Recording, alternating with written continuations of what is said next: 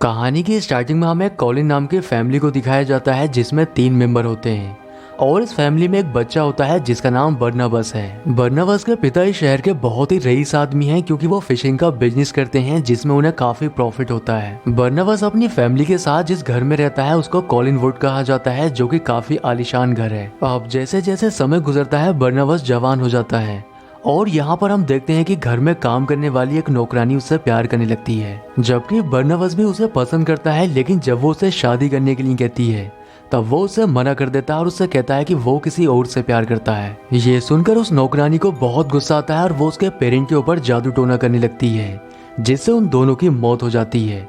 और वो बर्नाबस को भी अभिशाप देती है कि वो जिस लड़की से प्यार करता है उसकी भी मौत हो जाएगी। इसलिए बर्नाबस की भी गर्लफ्रेंड पानी में कूदकर अपनी जान दे देती है। अब सभी के मरने से बर्नाबस काफी ज्यादा टूट जाता है, इसलिए वो भी सुसाइड कर लेता है। लेकिन तभी यहाँ पर वो नौकरानी पहुंच जाती है और उसे अपने जादू से बचा लेती है। अब वो जिंदा तो बच जाता है लेकिन वो एक वैम्पायर में बदल चुका था। अब वो नौकरानी शहर के लोगों को इकट्ठा करके ये बताती है कि बर्नाबस एक वैम्पायर है, इसलिए वो सभी लोग उसे जिंदा ही एक कब्र में दफना देते हैं।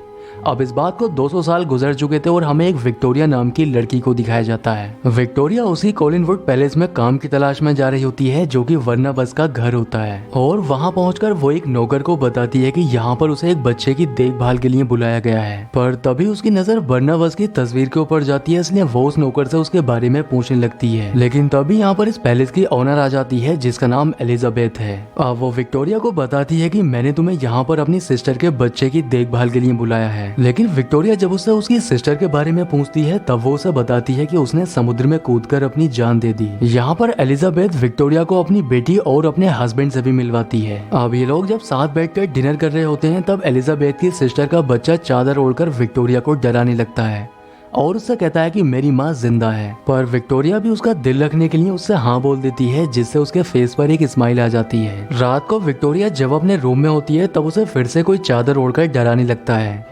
लेकिन जैसे ही विक्टोरिया वो चादर को हटाती है वहां पर उसकी सोल होती है जो कि उसे बताती है कि वो आ रहा है। ये बोलकर उसकी सोल यहाँ से चली जाती है लेकिन विक्टोरिया उसका पीछा करने लगती है। दूसरी ओर हमें कुछ लोगों को माइनिंग करते हुए दिखाया जाता है लेकिन खुदाई के वक्त उन्हें कब्र के अंदर एक कॉफिन मिलता है और ये कॉफिन वही होता है जिसमें 200 साल पहले बर्नाबस को बंद किया गया था। लेकिन जैसे ही उसको खोला जाता है बर्नाबस उसके अंदर से बाहर आ जाता है और लोगों को मारने लगता है।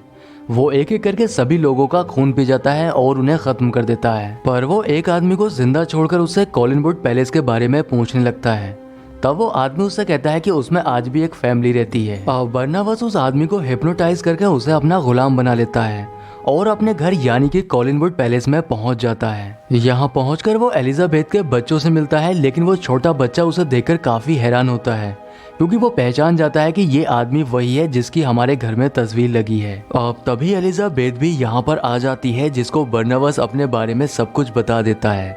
वो उससे कहता है कि आखिर वो 200 साल कहाँ पर था। दरअसल एलिजाबेथ भी कॉलिन फैमिली से ही रिलेट करती है, इसलिए बर्नाबस उसको पैलेस की सीक्रेट जगहों के बारे में बता देता है जहाँ पर बहुत सारा खजाना छुपा होता है। ये देखकर एलिजाबेथ भी काफी हैरान हो जाती है कि आखिर उसे इन जगहों के बारे में कैसे पता नहीं चल पाया। वो एलिजाबेथ के सामने एक शर्त रखता है कि ये सारा खजाना तुम्हारा है लेकिन इसके बदले में तुम्हें मुझे अपनी फैमिली का मेंबर बनाना होगा। जबकि मैं एक वैम्पायर हूँ लेकिन मैं तुम्हारी फैमिली को कभी भी कोई नुकसान नहीं पहुँचाऊंगा। एलिजाबेथ उसकी शर्त को मान लेती है लेकिन वो उससे कहती है कि इस खजाने का सीक्रेट तुम्हारे और मेरे बीच ही रहना चाहिए। अब बर्नाबस फैमिली के बाकी मेंबर से मिलता है और उनसे पूछता है कि आखिर मेरा फिशिंग का बिजनेस कैसा चल रहा है। लेकिन एलिजाबेथ उसको बताती है कि एंजेलिक ने सारे फिशरमैन को खरीद लिया है, इसलिए हमारा बिजनेस लगभग खत्म होने वाला है। पर बर्नाबस उसे कहता है कि अब मैं आ गया हूँ इसलिए अब मैं सब कुछ ठीक कर दूंगा। दूसरी ओर हमें एंजेलिक को दिखाया जाता है जिसने शहर के सारे फिशरमैन को खरीद लिया है और उसका फिशिंग का बिजनेस बहुत अच्छा चल रहा होता है। इधर बर्नाबस विक्टोरिया से मिलकर काफी हैरान हो जाता है क्योंकि उसकी सूरत बिल्कुल उसकी गर्लफ्रेंड से मिलती है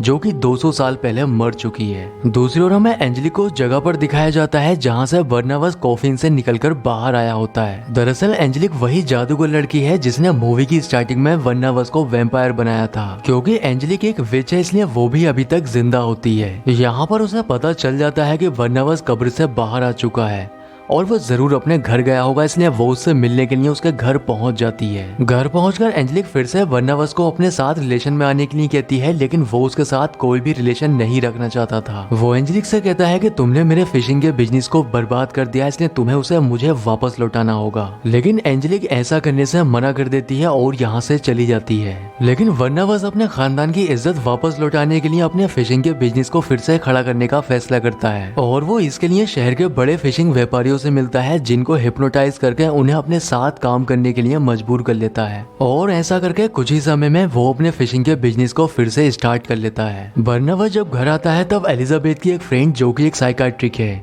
वो बर्नाबास से बात करके समझ जाती है कि वो कोई नॉर्मल इंसान नहीं है, इसलिए वो उसे हिप्नोटाइज करके उसकी सारी सच्चाई जान लेती है कि वो एक वैम्पायर है। वो एलिजाबेथ पर गुस्सा करते हुए उससे कहती है कि आखिर सब कुछ जानते हुए भी तुमने एक वैम्पायर को अपने घर में क्यों रखा हुआ है, जबकि तुम्हें अच्छे से पता है कि वैम्पायर खूनी होते हैं। लेकिन एलिजाबेथ उससे कहती है कि वो हमारी फैमिली को कोई भी नुकसान नहीं पहुंचाएगा। दूसरी ओर हमें बर्नाबास को दिखाया जाता है जो कि अपना अधिकतर समय विक्टोरिया के साथ गुजारने लगा था, क्योंकि उसकी शक्ल उसकी गर्लफ्रेंड की तरह थी, इसलिए वो उसे पसंद करने लग जाता है। आगे सीन में हम देखते हैं कि वही साइकाट्रिक बर्नाबास की बॉडी से उसका ब्लड निकाल रही होती है।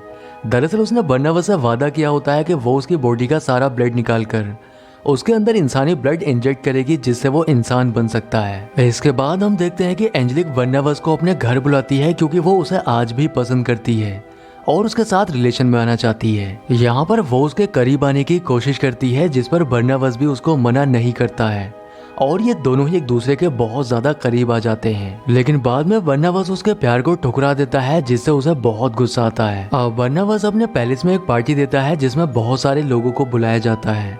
यहाँ पर विक्टोरिया बर्नाबास को बताती है कि मुझे बचपन से ही एक सपना आता है जिसमें एक आत्मा दिखाई देती है और उसी आत्मा ने मुझे यहाँ पर आने के लिए मजबूर किया है। दरअसल वो आत्मा बर्नाबास की गर्लफ्रेंड की आत्मा होती है, जो कि विक्टोरिया को इस पैलेस में लाकर बर्नाबास के करीब लाना चाहती थी और उसका मकसद अब पूरा हो चुका था, क्योंकि अब ये दोनों एक दूसरे के करीब आ जाते हैं। लेकिन पार्टी में बिना बुलाए एंजेलिक भी पहुंच जाती है और वो उन दोनों को करीब आते हुए देख लेती है, जिससे उसे बहुत गुस्सा आता है। अब बर्नाबास उस साइकाट्रिक के पास जाता है, लेकिन वहां पर वो देख लेता है कि वो साइकाट्रिक उसकी बॉडी से निकला हुआ ब्लड अपनी बॉडी के अंदर इंजेक्ट कर रही है, जिससे वो खुद को वैम्पायर बना सके।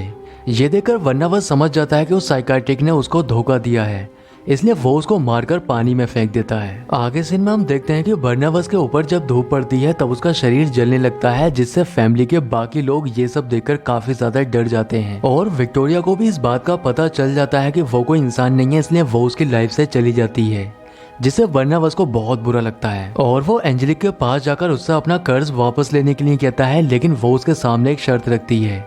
वो उसे कहती है कि तुम्हें मेरा बिजनेस पार्टनर बनकर मेरे साथ रहना होगा। लेकिन बर्नाबास उसके ऑफर को ठुकरा देता है, इसलिए वो गुस्से में उसे फिर से कॉफिन के अंदर बंद कर देती है और एक घने जंगल के बीच बने घर में उसे छोड़कर यहाँ से चली जाती है। पर उसके जाने के बाद एलिजाबेथ की सिस्टर का बच्चा यहाँ पर पहुँच जाता है और उस कॉफिन को खोल देता है। वो बच्चा बर्नाबास से कहता है कि मेरी माँ की आत्मा मुझे दिखाई देती है और उसी ने मुझे यहाँ तक पहुँचाया है। अब एंजेलिक बर्नाबास की फैमिली को साइकाट्रिक के खून के इल्जाम में फंसाने के लिए पुलिस को उसके घर लेकर पहुंच जाती है, लेकिन वो देखती है कि बर्नाबास अपनी फैमिली के साथ है।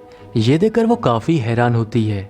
अब बर्नाबास एंजेलिक के पास आता है और अपने दांतों से उसका खून पीने लगता है, लेकिन थोड़ी देर के बाद एंजेलिक खुद से ही ठीक हो जाती है, जिससे सभी लोग ये समझ जाते हैं कि वो दोनों कोई नॉर्मल इंसान नहीं है। अब इन दोनों के बीच में फाइट शुरू हो जाती है, लेकिन एंजेलिक काफी ताकतवर थी, इसलिए वो बर्नाबास को हरा देती है। दूसरी ओर हमें एलिजाबेथ की बेटी को दिखाया जाता है, जो कि एक वेयरवुल्फ होती है और वो एंजेलिक के ऊपर हमला कर देती है, लेकिन वो भी उसका कुछ नहीं बिगाड़ पाती है। अब एंजेलिक के सामने वो बच्चा आ जाता है, जिसे देखकर वो उससे कहती है कि तुम भी मेरा कुछ नहीं बिगाड़ पाओगे। पर वो बच्चा उससे कहता है कि मेरी माँ तुम्हारा बहुत कुछ बिगाड़ सकती है। ये बोलते ही उस बच्चे की माँ की आत्मा एंजेलिक के सामने आती है और उसे हिट करती है, जिससे वो एक झूमर से जाकर टकरा जाती है और नीचे आकर गिरती है। दरअसल उसकी माँ को भी एंजेलिक ने ही मारा होता है और अब एंजेलिक को भी समझ आ चुका था कि वो भी अब जिंदा नहीं बचेगी। अब मरने से पहले एंजेलिक अपना दिल निकालकर बर्नाबास को देती है, क्योंकि वो सच में आज भी उससे बहुत प्यार करती है और इसके बाद उसकी मौत हो जाती है।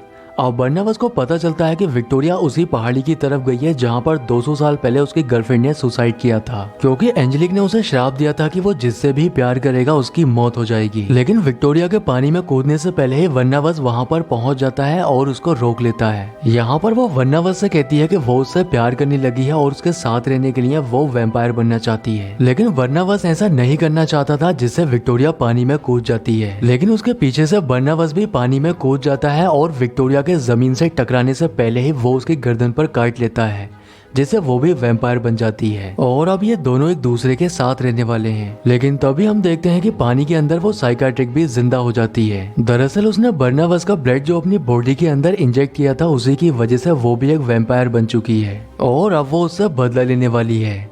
दोस्तों, अगर वीडियो पसंद आया है तो वीडियो को लाइक और चैनल को सब्सक्राइब जरूर करें। तो मैं आपसे मिलता हूँ किसी नेक्स्ट वीडियो में।